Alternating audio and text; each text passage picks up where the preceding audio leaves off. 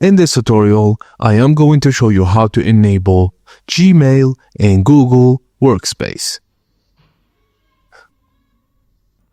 Firstly, you need to add Gmail MX records in cPanel. Firstly, go to your hosting provider cPanel login and enter your credentials. Now scroll to the Domains section, then click on Zone Editor. Find your domain name and click Manage next to it.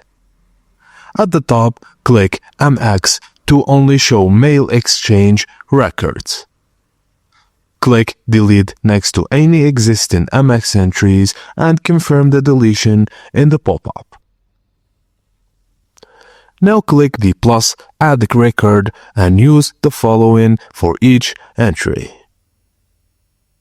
To activate Gmail in Workspace, go to admin.google.com. Use your admin account to sign in, then click Account, then Domains, then Manage Domains. Click Activate Gmail next to your domain, then select Set up MX Records, then click Next. Check the boxes to confirm email setup and scroll down, then click Activate Gmail. Once verified, your domain status will show verified and Gmail will be activated.